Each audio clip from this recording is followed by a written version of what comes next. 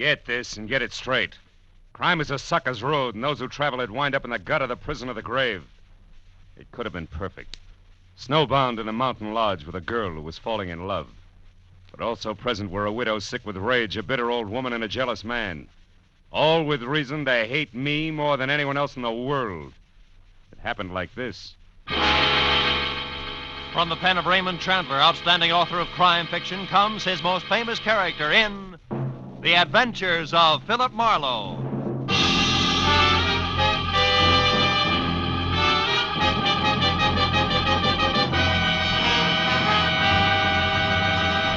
Now, with Gerald Moore, starred as Philip Marlowe, we bring you tonight's exciting story, The Grim Echo.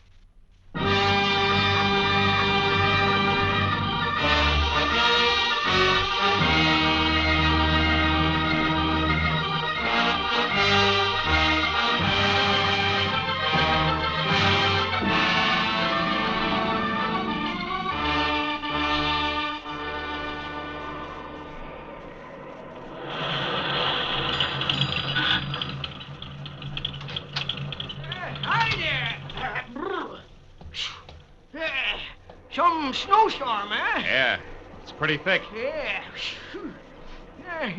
You're lucky you caught me, son. Yeah? We're just closing up. What do you have? Better fill it with a regular, huh? Okay. Does that mean that you're aiming to go on? That's right. Gotta get back to L.A. I wouldn't advise it, son. Old Jacker sure wouldn't. Liable to hit 10 below, they say. Yeah? Where you been, skiing? Yeah, a week of it up at Angel's Roost. How's the road ahead? Well, you got 40 miles of nothing but mountains to the next town, you know. You're bound to get drifted over any time. Hey, why don't you blow that thing? Huh? What's the tariff? Oh, call it $3 even.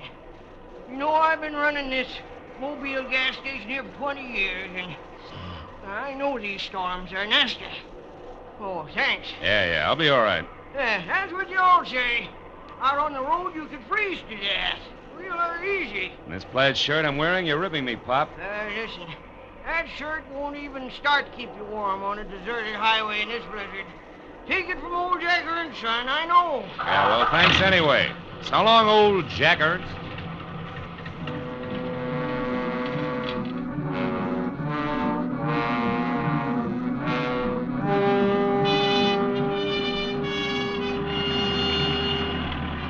It took me a solid nerve-wracking hour to make 12 miles. And I began to realize just how right old Jack Ernst, the gas station boy, had been when the road ahead was lost completely in a constant racing blur of white. Transformed every rise into a treacherous barrier I had to batter my way through. With the chains on all four wheels chewing at the drifts, I managed to keep on the road somehow and plow out another 5 miles. And then I caught a glimpse of the first lighted window I'd seen in all that distance just as I started down the backside of a short, steep hill. And then it happened. First, the helpless feeling of a skid. Before I could do anything about it, I was off the road, in the ditch, nose first and hood deep, in a culvert drifted full of snow. I forced the door open and floundered back up to the road. I knew there was no chance of getting the car out without help, and lots of it. And the 10 below zero that the Weather Bureau had bragged about was setting in. I looked back through the slashing snow for the lighted window I'd spotted and saw a lantern swinging crazily in the hands of somebody coming toward me. A minute later, I could see it was a girl. Hello? Hello, are you hurt? No, I'm okay. My car's stuck. I skidded off the road. Yes, I know. I watched it. Oh, my. No chance of getting it out of there tonight. Oh. That's bad. Maybe tomorrow, if the blizzard lets up, we can get you out. Meantime, you better come on up to the lodge, mister. Lodge? Uh-huh. You mean I slid off the road right in front of a tourist lodge? Oh, boy, how can I be that lucky? Well, maybe it's fate. We're not open for business in the winter, but on a night like this... I know what you mean, believe me. I really appreciate it. Could get tough staying out here. Oh, by the way, my name's Marlowe, Philip Marlowe. I want to pay you for... Did you say Philip Marlowe? Yeah, something wrong with What's that? your business, Mr. Marlowe? Oh, well, I'm a private detective from L.A. I've been Then it skiing. is you. I don't care where you've been or where you're going. You'll get no help from me, Mr. Philip Marlowe, you understand? I'd rather give shelter to a dirty dog. I hope you freeze, do you hear? I hope you freeze to death. She was a thin girl with black, hollow eyes, full of hate for me. She didn't stop or look back all the way to the door, just ran in and slammed it shut. I couldn't understand it. Even on my worst day, my reputation never was that bad. I didn't wait around to worry about it because I was cold. Besides, I wanted to know why the good name Philip Marlowe was such poison at a place I'd never heard of before. I waded up to the heavy rustic door and looked in through a tiny window. All I could see was one corner of what had to be a big room. It was log, leather, and Navajo rugs, dominated by an enormous fireplace that filled every nook with a warm, dancing glow. Poison or no, I wanted in.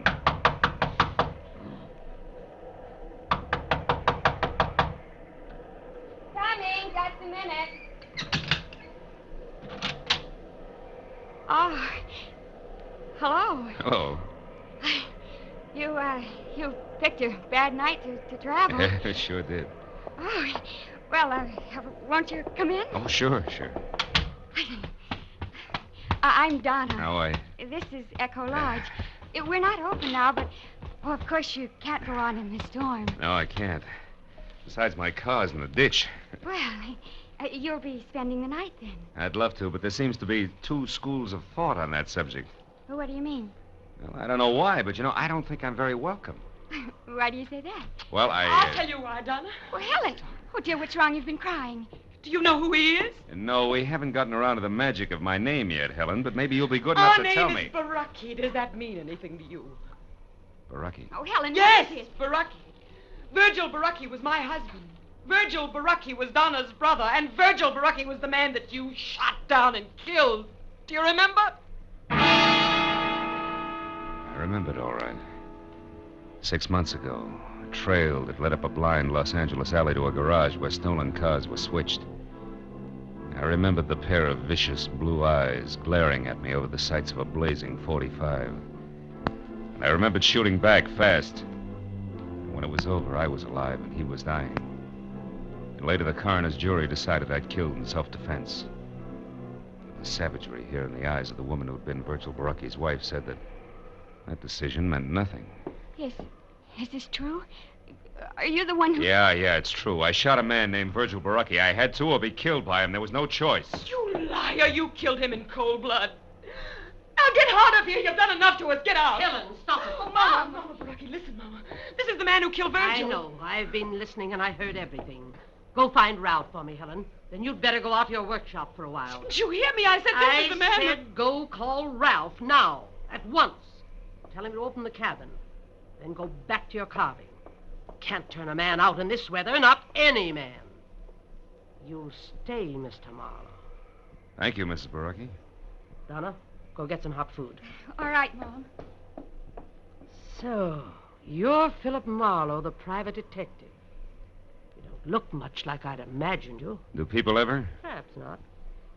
Oh, would you mind fixing the fire? It needs another log. Oh, not at all. You, were stopped by the storm, Mr. Marlowe? Yeah. My car skidded into the ditch about 50 yards down the road. I see.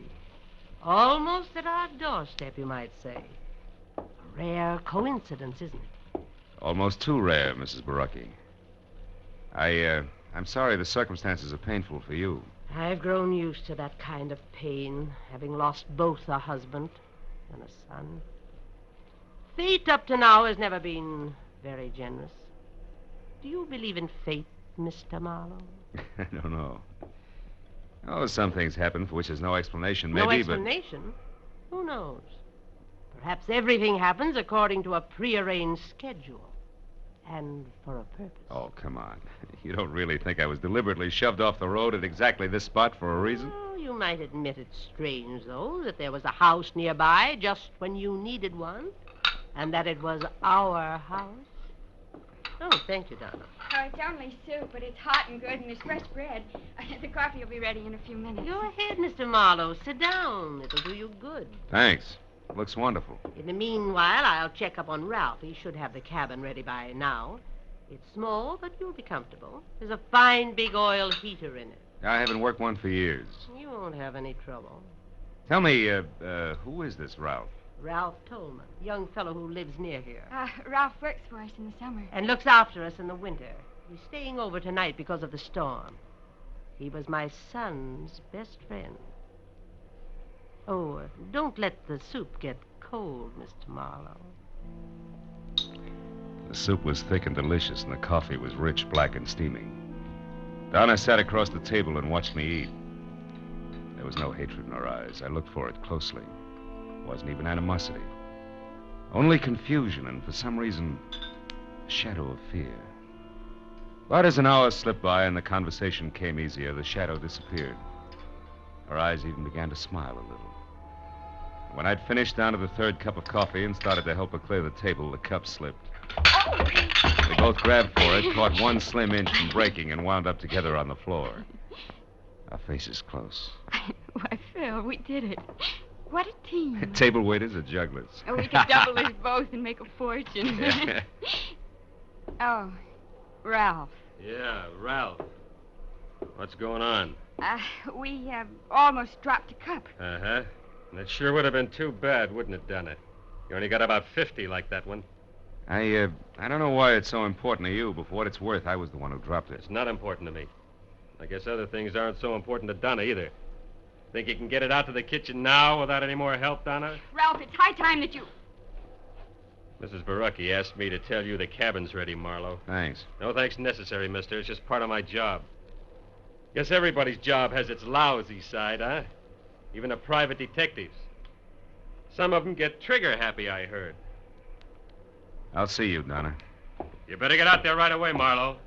Donna's got 4 whole dishes to carry out, and at the rate she's been going, she ought to get started or she'll never make it. Keep your fat trap shut, Buster. You're causing a draft. Tolman walked behind me as far as the door and pointed through the snow to a tiny square of light sitting apart from the rest of the buildings that made up Echo Lodge.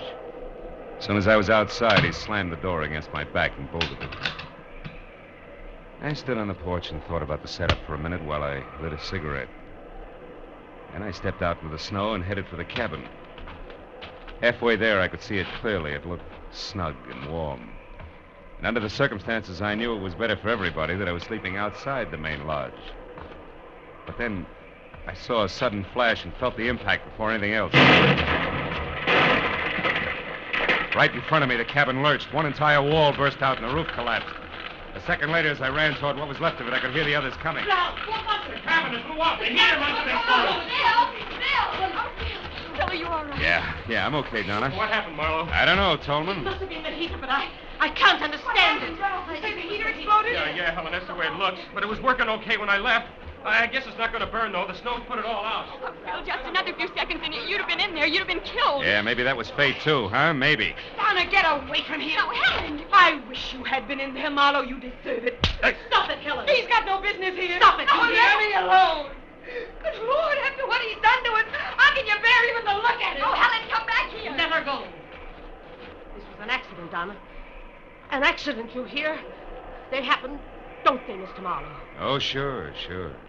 Everybody knows accidents will happen, Mrs. Barucki. Of course, but... Oh, then let's get back into the house before we freeze to death. You can have my room now. I'll sleep with Donna. Come along, all of you.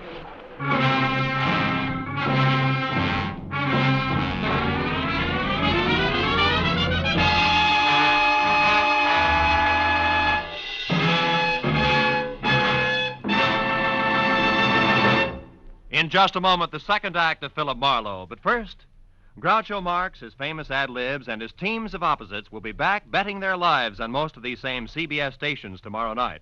You've missed half your life if you haven't bet your life with Groucho Marx on Wednesday nights this season. Hear him on this top quiz show tomorrow night on CBS. Now, with our star, Gerald Moore, we return to the second act of Philip Marlowe and tonight's story, The Grim Echo.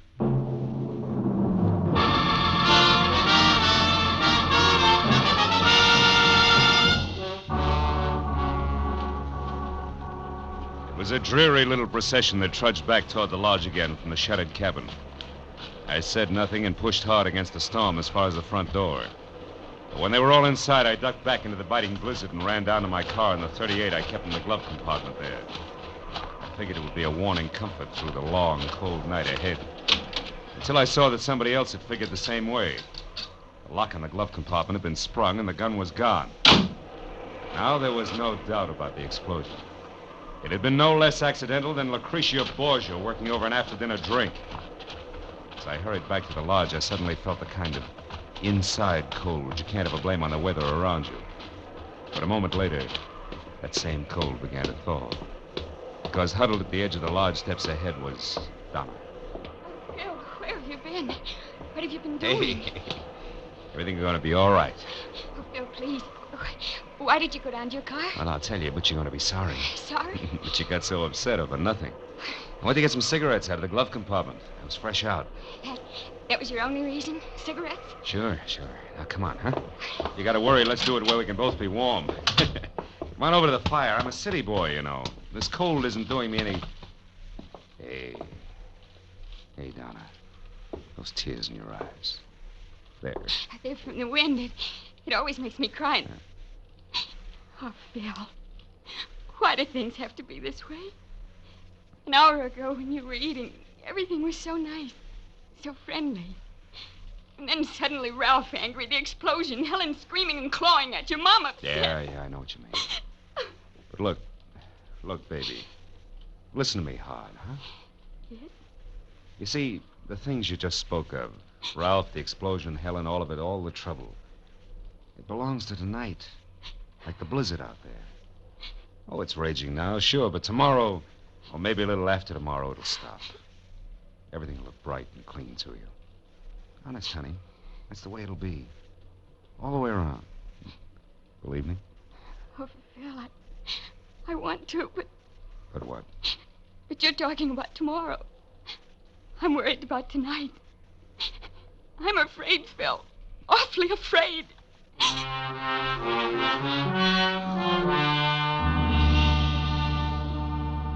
I spent the next 10 minutes trying to convince Donna that there wasn't anything to worry about. And then when she'd gone to her room, I went to mine and started all over again, trying to convince myself. The out-of-season fireworks at the cabin and the gun stolen from my car made that a very tough proposition. And I checked the room, which was on the ground floor and close to the kitchen. And then I bolted the door and looked forward to some much-needed sleep. After that, I took off my shirt and shoes only, got into bed, and waited for sleep, which a weekend of skiing made more important than a cabin full of hate. Suddenly, I was wide awake and sitting straight up in bed. The footsteps could have belonged to my dream. The door that closed couldn't have. I scrambled out of bed and ran to it, but it was still bolted. So I turned to the single closet in the room and opened it sharply. It was empty, except for a long, thin finger of light that streamed through a keyhole. A keyhole that belonged to a door at the rear of the closet that gave out onto the kitchen. Obviously, the closet had once been a pantry. I tried the door, but it was bolted from the kitchen side. I got into my shoes, grabbed my shirt, and ran out of the room, around to the kitchen, and smack into a very surprised Ralph. Marlowe, what are you doing up and roaming around? I'm a sleepwalker. What's your excuse? Come on, let's have it. I'm through playing target for tonight. Target! Get your hands off me, Marlowe. When I know why you're here and exactly what's on your mind, I will, not before. Well, have we come to terms? All right, let go. I'm here because my room is on the ground floor, and I heard somebody cross through the house and come into this kitchen. So I decided to investigate. You're a liar. You were in my room, Tolman, and you know it. You got in through the door that leads into the closet. Come on, Buster, let's level. We're keeping each other awake. Listen, Marlowe, I don't like you. Honest? And I don't like the way you and Donna are... The way we're what? Come on, boy, get it off your chest. Never mind that now. Look at this. Wood shaving, so what? Yeah, found it near the door to the closet in your room. Might also be the answer to who your visitor was. She left her calling card. What do you mean, calling card? Helen. She's always covered with these shavings. She makes things out of rough pine. Where is this workshop of hers, Tolman? Out in the back, just beyond the barn. What are you going to do, Marlowe? Not that it's any of your business, but I'm going to see the lady, and I'll see you.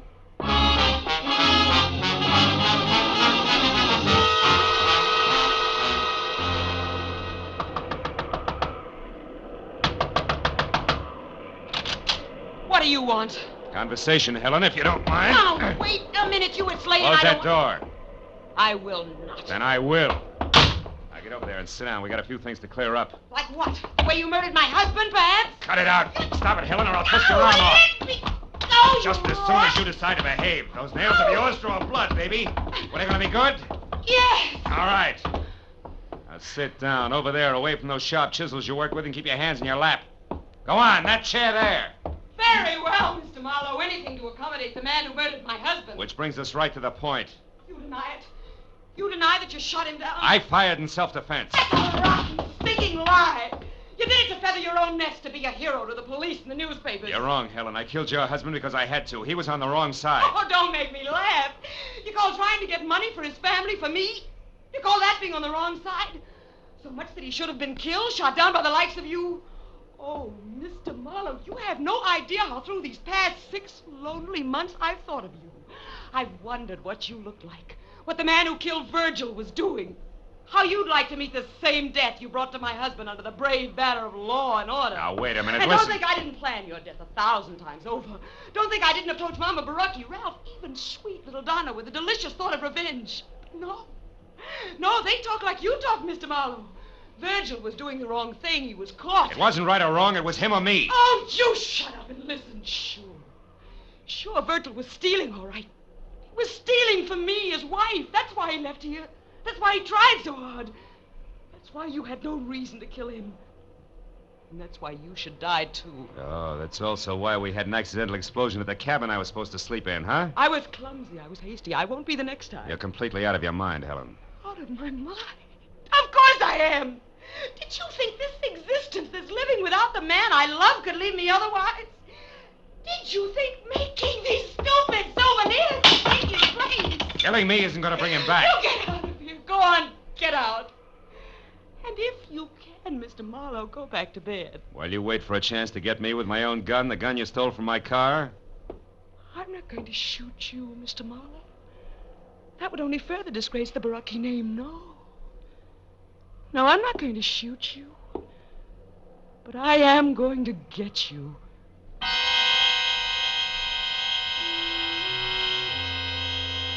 For a long, chilling moment, I stared into the eyes of the half-crazed woman standing in front of me. The ice-cold, bottomless eyes that a cancerous hate had destroyed as something human. Then as I turned and started out of the room, I knew that I'd made a mistake that night. And Virgil Baraki had died in my arms. A mistake I had to correct before it was too late. And there was nothing left of Helen but the ruthless machinery of a mind dedicated to murder. I headed back to the house and a talk with Mama Baraki, which I figured had to be the first immediate step. But when I'd gone only a dozen yards from the workshop, I stopped. Phil, I'm over here. Donna, what are you doing out here? I couldn't sleep, Phil. I was too worried about you. And then when I saw you leave the house from my window and head for the workshop, Oh, Phil, your face. Oh, it was Helen. She got a little upset in there. A little? Oh, look at you. Your pocket ripped off your shirt, your face scratched. Oh, it's all right, Phil, Donna. She could have... No. Hey, my pocket ripped off. The gun. Oh, Phil, what is it? Tell me, please. Now, hold it, Donna. Give me a second. Yeah, sure, it adds, all right.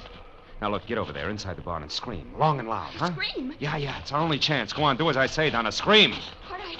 I'll do it, Phil, whatever you say.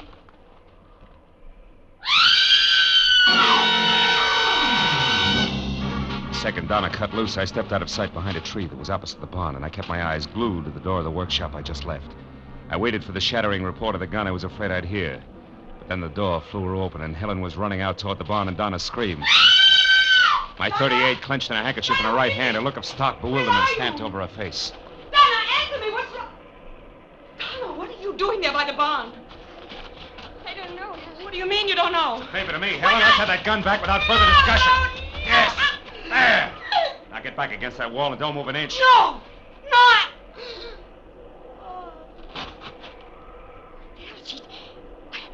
Phil, what is all this? Attempted murder, honey. She's all right. Attempted murder? You mean Helen here was going to try and kill someone? Yeah, herself. Or suicide? Uh-huh. Suicide that would be called murder and pinned on me. It's going to be her way of getting even. Oh, no, Phil, I can't believe She it. tried to once, honey, the explosion at the cabin. But when that failed and everybody knew how she felt about me, a warped mind hit upon this little plan, and all the pieces would have fit tight, too. What pieces? What do you mean? That one, we argued. Two, she came to my room tonight and ripped the pocket off this plaid shirt so that we'd find it clenched in her hand after she was dead. You see it? Three, she stole my .38, which has my fingerprints on it. And four, she left an obvious clue on the floor of the kitchen, a wood shaving that would bring me out here on the run. So everybody could find me close by when it happened. Oh, yeah, it was tight, all right. Tight as a hangman's noose. And then she was going to shoot herself, Phil, just after you left her. And that's why you made me scream? Yeah. And that's why now, Donna, later tonight, I'm going to tell her something that I intended to break to her gently. Oh. Something I was going to tell Mama Barucki first. Something I hoped would straighten her out. What, Phil? Well, your brother Virgil didn't die the moment he was shot, Donna. He lived long enough to ask one thing of me. What are you trying to say, Phil? But I never let Helen or you people here know about the woman he was in love with in L.A. The woman through whom I tracked him down. Oh, Phil. Yeah. Phil. Well, I guess it wouldn't be good for her if I was around too much? No, honey, not for a while, anyway. Wouldn't be good for any of us, huh? Come on, Donna, let's get her into the house. Yes. Yes, Phil.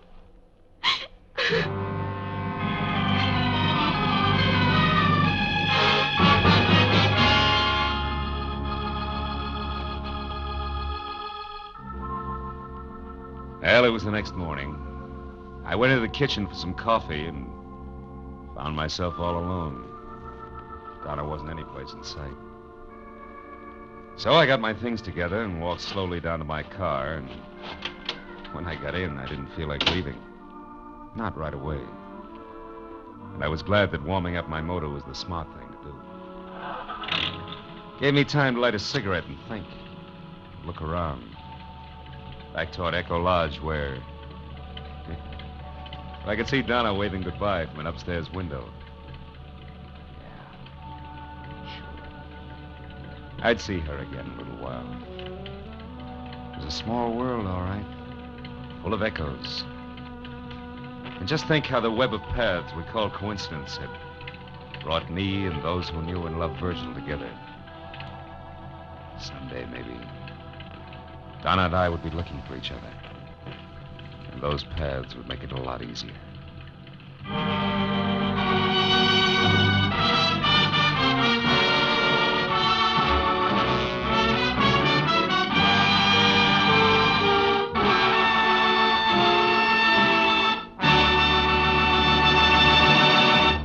The Adventures of Philip Marlowe, bringing you Raymond Chandler's most famous character, star Gerald Moore, are produced and directed by Norman MacDonald and are written for radio by Robert Mitchell and Gene Levitt.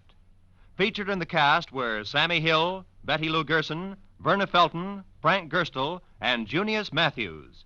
The special music is composed and conducted by Richard Arant. Be sure and be with us again next week when Philip Marlowe says...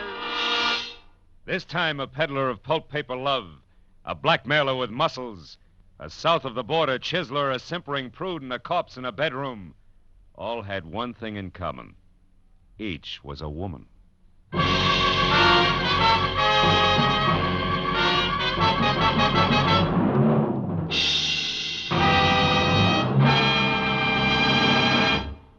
Al Jolson will pay another of those wonderful visits to Bing Crosby this Wednesday night. And the gags and songs will again fly thick and fast. Bing and Al will team up to sing Waiting for the Robert E. Lee and Whispering. And as for the gags, well, just tune in on most of these same CBS stations. Remember, that's this Wednesday night, the CBS Bing Crosby Show. This is Roy Rowan speaking. Now, stay tuned for Pursuit, which follows immediately on most of these same CBS network stations.